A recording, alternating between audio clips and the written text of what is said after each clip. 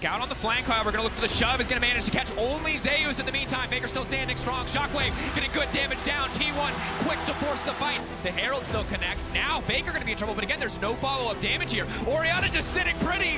Thank you very much, Tarzan. That was terrible. And now what the hell? T1, they're living rent-free in the heads of LNG. Stepping forward, Dragon Soul stolen, and now it's Gumayusi looking to tear through the entire team. Zeus stands strong on the backside of the fight, taking down so many members on the side of LNG. Welcome back to Worlds 2023, where we are heading into Game 2 between LNG and T1. And as you just saw, literally 5 seconds ago, that game was not close. And it's interesting, because that's about the same game time as it was as well. Which for Chronicler feels good. He's trying to contain himself. He doesn't want to get excited as an LCK representative, and I understand why. And I think for LNG and LNG fans, kind of just praying for a reset. Just start over. That one didn't count. Show us a little bit more, because there were so many small individual mistakes that regardless of what happened in draft, you can draft all you want, but if you're just going to leap into an Orianna with no damage, you're never going to have a good time. Yeah, there are a couple of questions that I have going in. I think the Senna, at least in second rotation, should get taken away. I think T1 are very happy to use the flexibility that it provides, as we do actually see a really big pivot here. This is looking to me like a B1 Orianna angle. Jarvan and Azir both taken away right from the get-go. And LNG are on blue side, so it's obviously going to be a bit of a different game with that change-up. They are able to select that. So Orianna getting a banned out. Now the question is, where do you go from here with that Orianna ban? Maokai would make some sense, but you obviously, if you are playing on blue side, can't go for the Maokai Jayce, which is kind of that priority pairing. Yep. So now I'm kind of interested if T1 would be concerned about it enough to try to take that Jayce away, because that is one of those really top-level pairings that people hate to give. Would also be a flex pick for T1. Zeus has actually still plays it top, even though it isn't that popular anymore. Definitely one of his comfort champions. And yeah, the Kai'Sa for me is the other big one, because I think that GALA individually on the Kai'Sa looked great. I don't think he was the problem in that game. No. I think it was more so the fact he was playing into a lane that relied on Hung hitting blitzcrank hooks, but didn't happen. And then come mid-game, like, what was he going to do with his team already being so far behind? I think you're completely correct there. I think we didn't really get to see most of their composition work at all, because they fell so far behind in the early to mid-game that even if Kai'Sa had been able to do something, it just wouldn't have been impactful with the gold and level discrepancy we saw. That said, Aatrox again locked in, confident to double down on the blind pick, and no reason you shouldn't be. Zeus was behind, put behind in the individual matchup, and still came out on top in the 1v1s. And I think so much of that really came down to this fight around Herald that went so bad. You know, Zika was ahead prior to that. They had the gank, he got the first blood, he had a massive CS advantage, about 20 CS I believe it was at that time. But that fight goes so bad, it really brought Zeus back in it, and then of course Zeus got the solo kill from there, really took over. It is going to be the Jayce, as expected, should be going towards Scout. And now we have to find out where they want to go from here. Do you pick a top laner now? Are you willing to go back towards that Gwen? Are you scared off of it after that first game? Renekton, definitely a stable pick, but it is going to be Gwen again. And I think it makes sense, right? Like, I don't think you can just completely doubt yourself or your picks after that first game, because it was so much down to execution and there was so many errors. You know, you talked about the small errors, but there was also massive ones as well. Oh, as it is the Sylas locked in. We've seen this picked a ton into the Maokai specifically. We'll be able to get an insane amount of counter value there. Also has been very high on the ban list against a lot of other LCK teams that have already highly prioritized the champion. My main issue with the Gwen, and I don't think this is player dependent, is that it does feel like a lot of the game deciding fights in the current meta happen before Gwen truly is like the 1v9 machine that we know she can be. I feel like her free item breakpoint is absolutely nuts. But a lot of games are decided before that, and I think that's where the Renekton, to me, even though it does make you very heavy on the AD, could have maybe provided more of a counterweight in mid-game. Might have been able to. I think my attention is naturally drawn to the mid lane now, because we've gotten so used to Orianna kind of Azir matchups, whereas instead now we have this Jayce Sylas, a much more explosive, potentially much more volatile mid lane matchup. Scout said in his interview with Lore back in Swiss, like, hey, I don't feel like mid lane has a lot of agency right now to carry the game. Very different story in this kind of matchup. I agree, and I think FLICKR, most people would not have expecting him to get the better of Scout in the 1v1. And in the first game, FLICKR absolutely did. This time, Scout is going to have the agency in the early levels on the Jayce to try to push in, to try to punish this Sylas. And it is going to be the Varus, which I always think, you know, is nice in some of these early situations because it is really flexible. You can go AP, you can go on hit, you can go lethality. There's lots of different angles here. I do think they need some consistent DPS, so I am expecting it to be either AP or just purely on hit. But knowing Guma, would you say it's more likely to be AP? I think, given how a lot of the LCK teams have been using it, it's probably lethality, especially with the amount of setup that's already available. And I think that also playing into LNG, there is a lot of threats there where you don't really get to be close up and actually deal damage. I think if it's like an Ornn or a more of a frontline pick in the top side, maybe. But would expect this to be the lethality specifically. There is also still the flex potential again here with the Rell. Varus Rell, very strong bot side with a ton of power. And there is the opportunity for Oner to go to swords, something like his lead. This is R5 counter pick opportunity though, and is it going to be the double marksman? This is so funny because I was talking about that in Pick and Ban game number 1, how Keria was so flexible during this meta, where he was one of those guys that you really could count on in this double marksman meta. We have not been seeing it in a long time. Do you think it's going to be the support Ashe or the support Varus? Because both of those were somewhat valid at the time. I mean, we'll see where they want to go. Again, they have till 20 seconds to decide what lane or who wants to pick what champion, but I feel like LNG have just been consistently on the back foot. Again, the second game they had the loss, they opted for blue side. T1, again, using this support counter pick to such great effectiveness, at least in terms of throwing off LNG plans. That said, still have to execute in game. It's going to be so interesting because, you know, when we saw these kind of lanes back in the day, it was a lot of double Halo blades, you know, all about the early levels, all about the aggression, really utilizing that power to try to harass someone like the Rakan down before they can even look for those engages, before they can hold their jungler down. Because if you can keep them chipped out, if you can keep them pushed in, then it's very easy to track the jungler. And Tarzan's job also becomes a lot more difficult against the hawk shot that Keria is going to have. So it's not just going to be the wards he has to circumvent. He has to worry about these hawk shots and getting tracked from that, worry about potential invades coming in from Oner on the Rell as well. So I do think there's going to be a lot of pressure already here on how GALA and Hong are going to be able to actually work this. And this was specifically a type of pairings where T1 looked monstrously far ahead of everyone else during the spring meta, right? When it was all about, and we saw like Caitlyn support, the Varus, the Ashe, right? We basically saw everything. Yeah, the worst time to play bot lane in the history of bot lane. Not fun. Or the best, depending on if you enjoyed those supports. Yeah, it was. Or if your name was Keria. Yeah.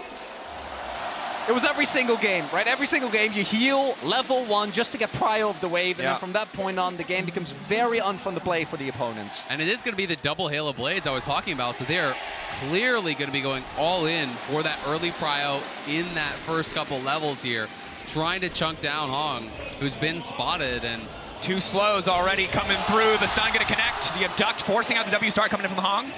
Now walking away. That's the heal you mentioned at level 1. A little sooner than we expected, Chronicler, but just trying to zone the Rakan away. Yeah, I think they thought they might be able to actually get all the way in to force out a summoner. Unfortunately, the heal does get kind of wasted there, so I think that removes a lot of the advantage they had from that initial attack. You can also see GALA, knowing how hard this lane is going to be, he's on Boots 4-pot. So this is about as defensive as a start as you can get, trying to have the sustain to survive and trying to have the ability to sidestep and avoid a lot of this damage. The damage is still done, though, because Hong had to start with his W level 1, right? Like, one of the big advantages that I think Rakan has gotten, and why his laning phase that used to be one of his weak points has gotten way stronger than it used to be, is because if you hit your Gleaming Quail, you can tank so much of the damage, but now you're basically not going to be able to contest this early game at all. And Keria and Guma, that's right where they want to be. So frustrating to play against this volley. Halo Blades now proc. Hong just has to back away. Eating 2 of those autos. Nice bit of gold over to the side of Keria. And remember that you can earn exclusive Worlds 2023 drops, linking your Riot account on lolesports.com. Worlds emotes, icons. Get in there. Get your stuff just like Varus is getting in there right now because Halo Blades, baby! Oh, you can't win a trade against it. That's the fun part. Big here as well is that T1 did place the ward down on Raptor, so they know that Tarzan is towards the top side of the map. So there's 2 options. Either T1 need to get the wave in before there is an opportunity to gank, set up some Tri-Burst Vision, or have Oner path towards the bot side. It looks like that's not going to be the case, though. They made the read, and Oner now can invade towards top side or look for a gank on Scout. Well, they saw that he had no blue buff, so Oner's just going to invade on the blue because that ward over by Raptors saw him. They know that he didn't go up towards that blue, so it's going to be the blue taken away, and Oner could potentially even get the Gromp as well and really get far ahead. And that hawk shot, I do believe, actually spotted him. Yeah, you can see the pings over on Tarzan there. So that's the angle. When you get the push here, it's so easy to get that perfect angle on Ashe to be able to spot out all of these bot side camps and even some of the top side camps and you can see the damage already being done. This is going to be the first waves crashing in at 3 minutes, and they're likely going to get a plate right now. They're going to get a plate. Oner's very likely to reset and then be able to take his entire bottom side jungle while his bot lane has priority, so there will be no counter punch, no counter play for LNG, unless they can force something top. This is a clean early game from T1 thus far. I also think there's a potential double scuttle angle. I think he can do the topside scuttle. He has so much power on bot side, you can't really contest for that scuttle. So it could be invade, 2 camps taken away, and Scout maybe Instead, even... the gank looking to force. Stun comes out on the Shattering Strike, just a bit of pork. Yeah, that was necessary from Scout. If he does not early flash there, he's going to get Q flash, he's going to get flinged in, and I think he's dead. Oh, they do spot Tarzan. We'll see if Oner wants to contest here. Zika does have early prio towards the top side, so this does deny the double scuttle. And that's a big win for LNG. Allows Tarzan to actually maintain some parity when it comes to farm. And I think that's the cost of the attempted gank, right? Because he could have just stayed and taken that scuttle on spawn, but instead he does elect to actually go for this. And Tarzan now is hoping that, hey, are Raptors up? Can I actually invade for this? He goes and looks, but Raptors are not there. So there's nothing really for him to take. The scuttle's being taken on bot side by Oner, and now he can clear back into his bot side, take those 3 camps, can even look up towards the Krugs respawn, and you can see the T1 pings on their own Krugs, so they're saying, hey, watch out, Zeus, because this is the one place that Tarzan could look for a gank right now. If he's up by my Krugs, he could be looking for a gank in behind. Well, no gets spotted there with the sapling going over to the ward, so we see the pings. T1 again is aware.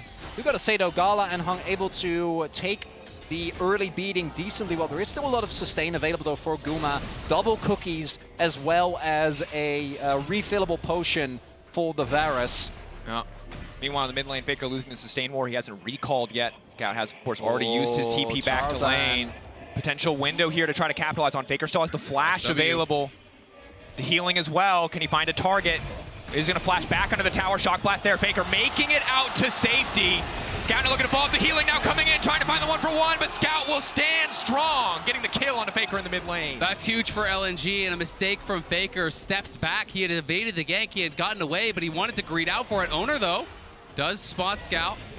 Mounted up. The sapling going to slow him down enough that Scout can't escape. TP now coming in, though. FLICKR most likely just going to catch the wave here. Do they want to commit for anything else? The delay actually means a lot because Scout had already committed his TP prior to that play, so now that there's that big delay, he's going to lose likely a full wave as FLICKR is going to be able to bounce and push this back in. And T1 know they have full prio for this dragon here, so they're going to be able to start this up. There's no way Jayce can join.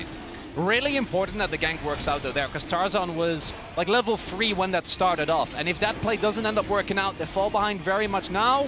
Able to get Scout ahead early as we see the gank come through here again. Yeah, not much to this, honestly. Nice E here from FLICKR. Buys a little bit of space. The shock blast does connect, but then the flash out, and it's just greed. He goes back in, wants to see if he could get some XP or get some of those minions. Does give over the first blood, but again, look at the gold. It's T1 up gold. When it's 6 minutes you have a first blood, that is a massive difference they have actually overcome just through farm and through the plate already on bot side. You can see, look at GALA's position. You know, he had to buy those 4 pots early on, had to use them all in that first kind of cycle of laning phase. And now on the other side, you've got some early lethality picked up. You've got tier 2 boots early on here from Keria, which is one of the really nice advantages about actually playing these ranged supports here, is that it's so easy to farm gold compared to a relic shield. You get so much more gold as long as you have access to these autos and to actually hitting in on that. So great early buys for T1's bottom lane. Certainly, and I think it's frustrating too because the gold lead is actually bigger than implied because you've already spent 200 gold on pots in the case of GALA. You've already lost so much gold just going for consumables. Guma has the refillable, not losing nearly as much, and this is going to be frustrating as they go further into the lane. Boots too going to make it safer, but meanwhile in the mid lane, Tarzan in the area, but again, the hawk shots coming through. Yeah, also the ward there in the pixel brush actually spotting him, and it doesn't look like LNG are aware of that, so ward's going to remain there and continue giving information over. I do think that T1 specifically have already been on good track with this, but especially with these double AD carry comps, which if you haven't watched in spring, used to be all the rage, it's really important you start stacking the dragons early. I do think it's a type of comp where once you lose control, you're in trouble, but if you don't... all massive damage! The escape barely coming through there. That was really close, and yeah, I agree. You have to really stay ahead because as much as you can kind of really deal a lot of punishment to these bottom lanes, all of a sudden Rakan hits 6 and the jungler shows up and you get flashed on and you're both dead. Well, there goes your lead, right? So you do have to pay respect to that, but look at Keria. He was wrapping around, wanted to zone GALA off, so it's going to be at least one more plate going T1's way. It's going to be not only pushing Hong back and almost killing him, it's now a nearly 20 CS lead because of the CS being denied from GALA. his buys are going to be horrible, and there's going to be so much pressure now on the soul lanes. Barely avoiding the tiny little kitty cats. But Oner didn't know that they didn't know, so he has to back off because Zika's making his way over. In the game of poker, they won. The bluff was successful, unintentionally so, but working nonetheless. As Oner's now going to back away. Yeah. The one strong point of the map right now is Zika on the top side, winning out in isolation. 83 CS to 69 now as Aatrox, going to catch a couple here under the tower, but weren't able to leverage his strength in the previous game. Went wrong pretty quickly. Have to imagine that he's learned from those mistakes. Sometimes the player's just too good for their own good, If you just weren't looking at the mini-map, you could have just stayed on the blue buff and taken it. Wouldn't even know that Zika was using. Suffering from success, man. Exactly. And we do now see this Herald being started up. T1 100% want to go in on this. Keria doesn't hit 6 just yet, though. Won't have the arrow available. Crucially. A lot of poke coming down from Scout. This is a must-win for T1. Zeus isn't here yet. Have to be careful about grouping up in the choke. GALA does have 6 and ultimate. Guma waiting over the wall. 1 second left on the Chain of Corruption. Has it now. The health bar's already pretty low here for T1. Look at Tarzan. He wants to get a really good angle for the Maokai ult. He's trying to set it up because Hong doesn't have 6, so he needs to be the one to start off that engage. They were hoping that T1 would overcommit in, use the Maokai ult to be able to set up that engage here from Hong.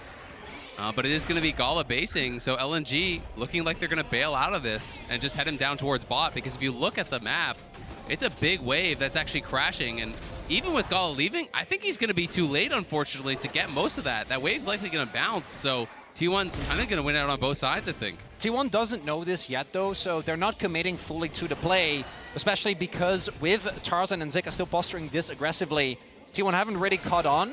So we do now start to see the pings go down on the bot side turret as well. GALA, I think, was also sitting on white, so should be able to actually get a big counter punch here if T1 doesn't respond in time. We do see the backs being channeled now. Yeah, but they could even send down, Zeus to answer this if they really want, if they're concerned about plates going down. But he is going to TP back up towards top. Guma and Keria are heading down towards bottom, so I don't think they're going to get much. Maybe 1 plate here for GALA. Scout gets 1 plate mid as well, so they're trying to get something back here. But it's going to be potentially about this counterpunch around bot lane. If you look at where the Rakan and the Maokai are, they are here waiting to catch the T1 bot lane as they do return. And this is a situation where T1 stepping up can be highly risky. The TP, they've called the play out, they've sniffed it out. They see Tarzan. GALA shredding through 2 plates, but what else will T1 be able to get? Abscond forward, abduct the arrow, hitting!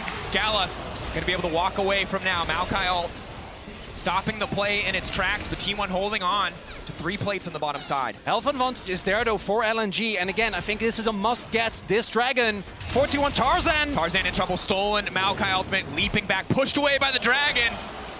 Getting a little push back to safety here, but T1 now priority access to the second Drake of the game. And even with FLICKR not hitting a skill shot, just the fact that Tarzan doesn't have his ultimate available means that LNG doesn't want to risk it. And it's going to be second Drake going over to T1 as well. And with no cleanse on GALA, he had to use that down on bot side, the stolen Maokai ult, all of the CC available from Oner. I think GALA would have been a dead man if they tried to fight this one, so it's going to be pushed back. Scout trading with FLICKR obviously can't continue to chase down towards that bot side where you know all the T1 members are. And this side lane has just been mostly kind of left alone. Zika and Zeus been battling back and forth. It's basically dead, even a couple CS to separate the two. And we'll have to see, who's going to be able to get that side lane advantage. If Zika step forward, the combo coming through, the abduction of the kitty cats once again forcing out the flash. The snare will connect, but there is no follow-up there. Instead, the Herald immediately going to get dropped. T1 now looking to grab 2 plates here. Flash in though, Oner's not happy with just 2 plates. Scout now going to be in trouble, but they can't quite find the damage. FLICKR going forward, looking for a bit of revenge. After the first tower dive, he will find the kill on the Scout as the Herald crashes. It's a great dive from T1 Oner, no hesitation. Even with Tarzan, I think, handling that very well, trying to block out FLICKR, keep him from following up. FLICKR still had the flash, so he flashes in, finishes the kill, gets out, and they get the plates with the crash. Hung now stepping in, the flash away, the flash to safety, the slows, big. Guma locked down, should get taken out here. Chains of Corruption going wide. He will not be able to get anything back. Crucial kill over to GALA. And really big play there from Zika, able to find his way towards that bot side. And that's the one risk you always run with this double marksman lane, is overextending. It will be paying some plates inside, but I'm pretty sure Zika also should be able to get some here towards the bot lane. And you can see how many summoners that actually cost T1. Guma went with the early cleanse, but Keria used both his summoners as well in that retreat. So they're going to be vulnerable, but here's that earlier dive. Tarzan again does a good job peeling FLICKR off as best as he can. blocks the absconded duck, but then FLICKR just flashes in. He's got multiple of those passive autos stored up, and Oner was tanking the tower on the other side. Really well played from the T1 jungler, setting FLICKR up. And again, it's another good start here from FLICKR. Was incredible on the Orianna, and he's kind of been set up for success. There's multiple good ultis for him to steal. It's not just the Maokai ult. I do think stealing that Rakan ult is also really, really powerful. So he could have another good one here. What I do think is important, though, is that when you look at the 5v5 LNG, they are somewhat behind. It's about 500-600 gold. But Cloud Drake isn't the type of Drake where I think if this was an Infernal like last game, you'd be looking at it very differently. But T1 does need to maintain control of this map, because once you lose it and you start to actually front to back against Aphelios, Maokai, Gwen, and Rakan, you're going to be in deep trouble. Well, and so much of it is going to be about the early poke. You know, how much poke can Guma get down? You know, GALA is really behind the curve, so if he's actually getting poked down, getting chipped out, it's going to be difficult for him because he's so far away from being able to get towards something like a BT to be able to answer this. You know, your economy has been pushed way back. Of course, that kill he gets on the bot side does help him, but it'll be really heavily down to execution. And T1 have great engage as well. You know, not only with the stolen ults from FLICKR, but the Keria ultimates. Ashe arrow narrowly dodged away from there. Calm, cool, collected wrong.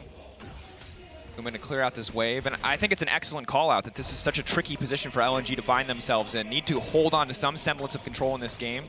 Good news is, after that game one, much more controlled game two, at least trading a little bit, trading blow for blow, matching in some circumstances, while T1 still grabbing more plates, still holding on to a gold lead. LNG at least not making the same mechanical missteps that they did in game one. What is really important, though, is for LNG to try and hold on to these turrets. As long as that outer ring of turrets remains standing, T1 can't really fully take control, especially once Keria finishes his Umbral. If you start dropping turrets, and I think the second Herald actually going to be pretty hotly contested for this reason, it becomes a lot harder to actually keep control. And I do think the single target lockdown on T1 can be really tough to deal with.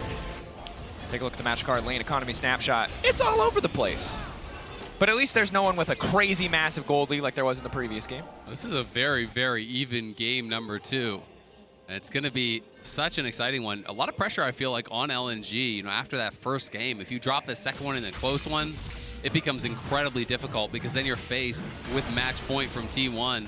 And T1 wanting to be able to keep the pressure on, going with such different bot lane strategies. We've seen it move more heavily towards these enchanter lanes, but Keria back-to-back games playing double marksman bot lane down here, and thus far looking incredibly good.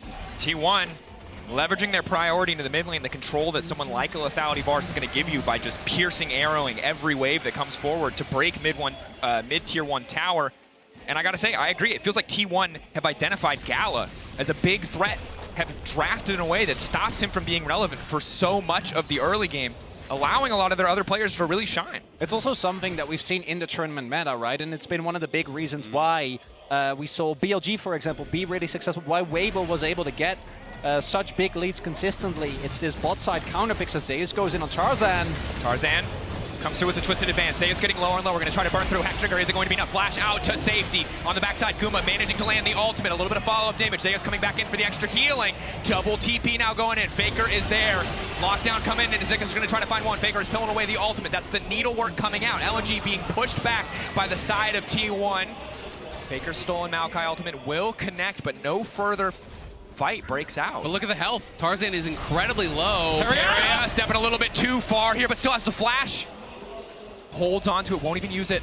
Gonna be the heal invested instead. T1 still gonna start this up. Zeus does have TP available. And it looks like Soul Point, 17, not even 70 minutes in, is gonna go to T1. Yeah, the initial play looked like it was going LNG's way, but with the first DP coming through, Tarzan had to retreat. They couldn't chase in and try to finish off Zeus. And it did mean that despite the trades back and forth of these summoner spells, of these cooldowns, it was Tarzan incredibly low with no flash. You can't walk in as 20% HP Maokai and try to contest this dragon. So T1, as you say, on Soul Point, and maybe it's not the exact one that they do want, but still, a soul is a soul, and flat move speed is always valuable. And a downtown arrow might be enough to get FLICKR in here. Scout zooming out to safety just in time. Not quite enough duration on that one. Thank you, Merc Treads. Honestly, a crucial purchase against a team with this much upfront CC, with this much engage potential. Hung not quite going to connect onto FLICKR there. Second Herald stolen away. Chronicle, you talked about how important that one could be. T1 were able to break Tier 1 mid without its health, but maybe LNG can use it to fire back. It's a really good counterpunch from LNG because it means that you can probably hold on to both of your outer turrets for a lot longer. And T1 also possibly could have leveraged the pressure that the Herald provides into then an advantage in the eventual soul fight in about 4 minutes' time. And we do see T1 continuously looking aggressive, but right now there's no real objective on the map, right? So they can either try and go and play aggressively towards these sides, send multiple people there and look for a dive opportunity, or try and find individual picks and set up for the Dragon when it does come up. And I mean, you can see how much of an emphasis there was towards the Dragon. You know, just look towards the bot side, all of vision there. And now they're getting vision in around that top side as well. Is T1 constantly pushing forward, utilizing Hawkshot, utilizing volley to check brushes, moving around with Oner, establishing forward vision control here to try to kind of move up that line and even open up opportunities like this where FLICKR's pushing in top, Oner and Keria are going to cover him, and it's likely going to be a Tier 1 tower unless LNG are really willing to fight for it. For LNG though, I do looking at the gold and the item breakpoints that have been hit, they can also just decide to give up control of the area for now. As long as you don't give over the Dragon, I do think that you're going to reach the 2 item breakpoints. We're seeing that GALA's getting close, same for Zika, and from that point on, one fight can be enough, and I do still think that that is where LNG, if they can actually get that front to back, could look for a turnaround. I think they can, but I'm really concerned for their ability to. If T1 is first one to that objective, I think we're going to see T1 committing cooldowns really aggressively just to get chunks down on LNG. We're going to see stolen Maokai ultimate come out right away. We're going to see the ultimates coming out from Keria and Guma. Everyone just committing these resources early in a fight to try to chunk LNG down to a point where they can't get that 100-0 fight, because that is what they're looking for. They're looking for that fight to start, and they just overwhelm their opponents with the engage. But if T1 has you down to half health, to 30% health before it even starts, you can't really engage, you can't look for it. And T1 with Lethality Varus are just always going to have mid-prio first. It's so hard to get your vision down. You will always be responding to the pressure that T1 puts on the map. It's a difficult situation, and I feel, especially for LNG support, Hung, this guy has to be the big playmaker. The Rakan is the one piece of reliable, proactive engage your team has, and the tool that you can use to shatter kind of the glass cannon that T1 are bringing to the table. But this is a guy who struggled last game on Blitzcrank. This is a lot to ask from a player when you're already at a single game deficit, and he had such a rough game 1. It's also the reason why the Sylas was actually getting banned a lot. We saw BLG do it very consistently. Because I do think that Maokai loses so much of his power when the opponent can just answer, right? I think Maokai Ultimate is one... It literally is. But not only is it a better version of your ult, it also takes away so much of what I think makes the champion so oppressive, allows you to set up shop, and your opponents, particularly with champions like the Jayce, try to walk up, they just get blown up before they can even get to the objective. I like the timing of this attempt here from Keria. So he shoots out the ultimate, and it's at a time where if you force the cleanse will not be back for this dragon fight. But maybe going to commit to this. I don't think so. So they do get that flash, but you know, your ultimate will be back up as Keria. And unfortunately for him now, he's going to be missing those summoners. So he's going to be very vulnerable to Hong in this next fight. But of course, the primary target is going to be Guma. They really have to get towards him and try to take him out. You can see second items coming through for a lot of people. Scout almost has that tier fully stacked up. Zika's done his second item. It's been a very slow-paced game in the second game. What we are seeing here, though, is that LNG, again, identified that T1 doesn't need to go for this dragon. This is just an individual Drake for them. Obviously, if they get it, they get soul, but LNG try to set up as much vision as they can to sniff out a Baron in case T1 do not opt into a contest at all. And particularly with the vision that they've been able to set up, if you take a look, one ward on the top half of the map, and then these wards here, they should have a pretty good idea of where T1 is going to go, as it is about 20 seconds until that possible soul spawns. Umbroglaive spotting adds a bit of vision, but they'll still get the information that they need. His second Herald is utilized mid lane. It should get the charge. Is it gonna get the charge? Not quite. The Matador in the eyes of the bull. On that one, FLICKR off to the side, Hung now caught out. Arrow is going to connect, but not onto a priority target. LNG, will they look for the re-engage? No, just opting to back out. Know that this is not their window to fight. But again, this is what I expected from T1. Push in, utilize those ultimates early, try to use that to take positioning, to try to get those chunks. LNG, though, have a pretty good position here themselves with Zika on the side. Tarzan will try to retake some of this vision. And LNG are going to try to get the Scuttle and see if they can find the better angle for the engage. Scuttle down. GALA great guns for a fight. In terms of sustained DPS, he absolutely outclasses Guma. But if it just comes down to a poke battle, he will not come out on top. LNG forcing the issue. Hong doesn't have a good angle to engage at all, though. Like, look where he's playing. He's almost like trying to mark Zeus, but he needs to get to the backline. They're going to go. Flash in. Oner, GALA manages to make it out safety. Isolated for now. Looking for Zeus over the wall. Zeus on the backline. But GALA forced to safety. Shock rooms stacked. Zeus can't find the angle, but the shutdown coming through for FLICKR. T1 taking the fight anyway. GALA looked good, but GALA did not matter. T1 finding the exchange. And even with GALA surviving, the other front is won by T1. They're able to break up that core unit for LNG. There's not enough damage available, and that's going to be Soul for T1. Zeus got so much done there for T1. The 0-0-0 Aatrox making all the difference as he comes over the side there, gets right into both the carries from LNG. Scout and GALA sent packing. They had to run from him.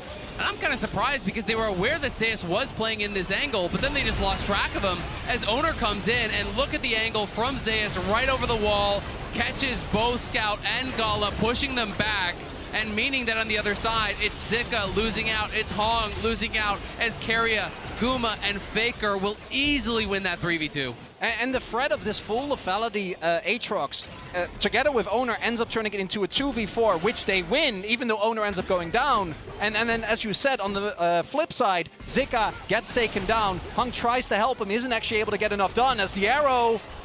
Going wide. T1 now setting up for the Baron. You can understand why they are so far ahead. The Cloud Soul, their ultimates, always available. They could always start this just to force the TP from Zika, who is pushing heavily down on that bot side, but T1 want to play it out a little bit more slowly, not going to risk it, so they're just going to have Zeus go down towards bot, look to answer, and continue playing with Prio through mid. Guma shoves mid, Keria invades with Oner. It's rinse and repeat all game long. FLICKR gets pushed top, then moves down with the team. T1 are just playing this out so well through multiple lanes and really limiting the options and opportunities for LNG by constantly tracking them. Tarzan did get blue. That's a dub. So that's a win. You take what you can get. Step one on the journey to winning the game. It's not a lot for LNG. Is the blue. It's been brutal. I was ready for this to be much closer, but to be honest, T1, the way that they've been counterpicking bot lane, not overplaying their hand, playing patient in a lot of these fights has been fantastic. And you saw in that last fight, GALA has 2 items, perfect guns, and he was not super relevant. Solo isolated by this consistent blind pick Aatrox top lane. This champion is becoming a problem for LNG. And it's also with a different build than what we've seen the Aatrox be the strongest with, which I think is really funny. It's similar to what we've seen with Kai'Sa as Zika tries to contest vision. Zika leveraging the Shroud to try to contest here. GALA with the Infernum ultimate can always be a threat, but again, T1 just taking their time. And I think this build from Zeus kind of represents him as a player. It's risk versus reward, right? This is something that he is just so confident in his ability to execute on a build like this. Almost everyone plays Gore Drinker because it's more stable, it's more secure. You go Gore Drinker, you go Sterix, you get in the middle of the fight, and at the very least, you're going to take up a lot of damage. This one is the 1v9 or the all your team reports to you. It's like you are squishy and you've got to execute perfectly, and so far he's been able to. And it's T1 that has control of the river, and that allows Zeus to just continuously push, because LNG can't actually threaten the Baron here, so they can't really force out a response from the Aatrox there, and now T1 might start it up themselves. And this is a chokehold on the game that T1 have established for themselves. The only saving grace for LNG right now is they have the Maokai. They have the luxury of the Saplings to face check some of this vision for them, but the real winner here is not T1's control around the Baron, it's Zeus. This man just eating CS, eating creeps everywhere on the map, becoming gigantic, while T1 just stall LNG out because they know they have to be in the area. And it feels like T1, based on their play, based on their fact that they haven't been starting up this Baron, they just want to play for Elder, I think. At this point, you're delaying this long after you took the Soul already, after you already have that advantage. They just want to play around that lower damage objective that's not going to be as risky to start up. The Baron obviously has a lot of inherent risk against a team like this that has that hard engage. So they want to continue controlling vision, limiting the options, and taking only the fights when it really does favor them. T1 are playing almost the style that I expected from LNG coming into this series. It's slow, it's deliberate, it's controlled. And again, you know, in game one, a little bit more explosive when they had the Neela on the composition. But Guma and Keria, the fact that there's only one death between them on such vulnerable champions is fantastic sign of T1's success. And I think it's really interesting because, you know, when you look just at the scoreboard, it doesn't seem as bad. But this game has felt incredibly one-sided because it's been T1 dictating where all the action is. It's been T1 pushing in the waves, controlling the vision, and it always feels like the ball is in their court, so to speak, which I think is really what's making it feel like it's so one-sided. Arrow coming in, will just miss through the goalpost. Stolen Maokai ultimate now used. Potentially a window of opportunity here for the side of T1. Flash in onto Oner. Oner still making it out to safety. A lot of resources committed. Gwen still on the bottom side of the map. Zika does have TP up and available. Tarzan getting chunked. And LNG not really able to get anything, just a trade of Maokai ultimate. And that's a really big win here for T1. Not having the Maokai ult available makes contesting the Baron way harder. And Tarzan committed his flash. You can smell the desperation a little bit there. It was a great buffer from Oner. As soon as that flash came in, he's mashing W, gets that dismount to create some extra space so no one can follow up there from Tarzan. And now if it does come down to an objective flip, Tarzan not only doesn't have the ulti, but he's chunked and he has no flash. So there's almost no way for him to approach and try to steal. Saving grace here is that they do have the scuttle, so T1 can't start up the Baron without knowledge of LNG. Do know though FLICKR is about to hit his death gap, is about 500 gold away, and that is going to be such an immense power spike, which I don't think they'll be able to get it before the Elder. But if they can stall that a little bit and play with that, I think it becomes really hard for LNG to win a fight. I don't think that Crab is going to save a lot of grace for much longer, Chronicler. You're right, there's Death Cap coming. There's Elder in 30 seconds that T1 can now set up for because, again, they have permanent mid-priority with this lethality Varus. LNG are going to do what they can just to set up defensive vision, just to make sure that their jungle is safe, already burning 2 wards, just to be able to walk in. They're going to fight for bot lane control, to have an angle, to walk into the river. But T1 already total control around the objective. I just love the observers highlighting this. They can't see anything. They don't know where anyone is. So LNG have to fight through bot, try to push in as a squad, and hope that they can win this fight. Because if you can win this fight, that is the one risk with this strategy that T1 are going for, where they're playing so conservative, where they don't set up the Baron. Because if you lose this flip, if somehow LNG get that Elder, the game can get turned around. Definitely. LNG pushing in, fighting with the bot prio that they built for themselves. Need to be careful here. Oner is not quite going to burn the engage quite yet. Just baiting, buying time. Zika already using the hourglass. Now trying to back away. That's the missed cooldown consumed as well. Is this the window of opportunity where T1 want to start it? No, they're just trying to play for more cooldowns. Just build up these small incremental advantages. Also, Zeus is looking for a back. Not going to get it, though, and we do see the poke from Scout not landing right now, but GALA does have both his summoners available and is very healthy, sitting on 3 items, did finish his Lord Doms just now. Exactly, finished that LDR, so he's really strong. Last Whisper in for Scout as well. And LNG are trying to force this response through bot, trying to keep Zeus around and keep this opportunity for a multi-prong attack, but it's T1 who looks like they want to preempt the play. Oner now stepping in, getting forced backwards. LNG not quite able to secure the blue buff there. Oner using one of the smite charges to get it. GALA trying to force the issue, force the fight here. T1 has to be careful about grouping for the Infernum ultimate. Oner a little bit chunked here, and Hong's looking for that angle. They're going to try to pinch Zeus. Dragon resetting a little bit here. Both sides backing away. It's just a battle of poke. Both sides hoping to bait the other one into pressing the trigger. The charm now coming through. Will it be enough to lock down Zeus? No is the answer. Scout given to the Aatrox as tribute, and now GALA's in trouble. T1 coming alive. They see the window of opportunity. They see the weakness in the armor of LNG, and they tear it asunder. There is no room left in the fight. T1 will take everything they want in this game too. Hong, a last desperate effort, but the TP's coming mid. I mean, that's going to be game. They're going to throw for the end. T1 put LNG in a lose-lose position. You have to contest for this objective. Elder, just too much power to give over. But T1 patiently prodding, find the angle. And the fervor of the fans in Busan will not force T1 to play over-aggressive. They keep their discipline, they remain composed, they close out cleanly versus LNG in Game 2 and bring us to match point, a semifinal spot on the line.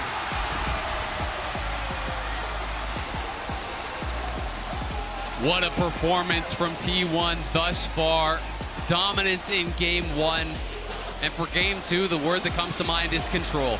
Absolute control, start to finish. It never seemed like LNG were the ones driving this game. T1 looking so prepared, so practiced coming into this series, and really blowing my expectations out of the water. I thought it was going to be much closer than it has looked thus far, but LNG especially have had no answers for the T1 bot lane. What's remarkable is that T1 is playing the controlled style that LNG had so much success with, but due to these bot lane counter picks, LNG doesn't get to play the game. T1 consistently coming out ahead, and as a result, they're moving on to match point after the break. But before we go, let's check out behind-the-scenes footage of our amazing daily teases through the eyes of the Oppo cam.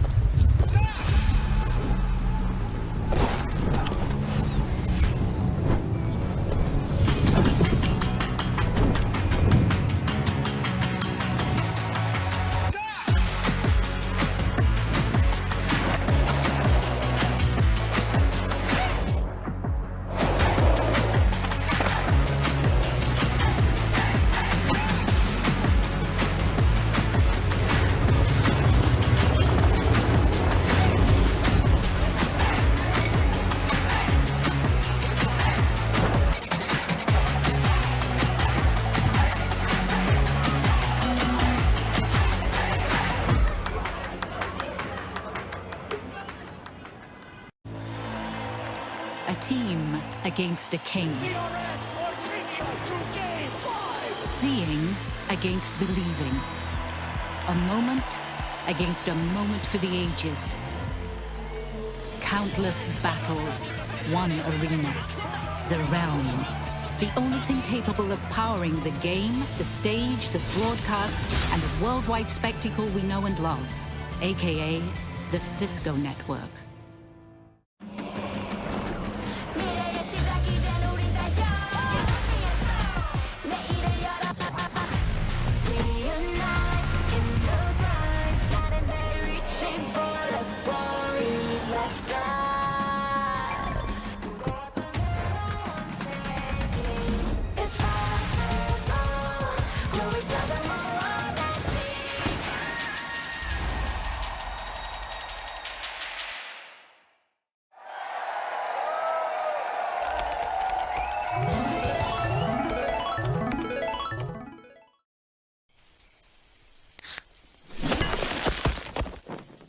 Red Bull gives you wings.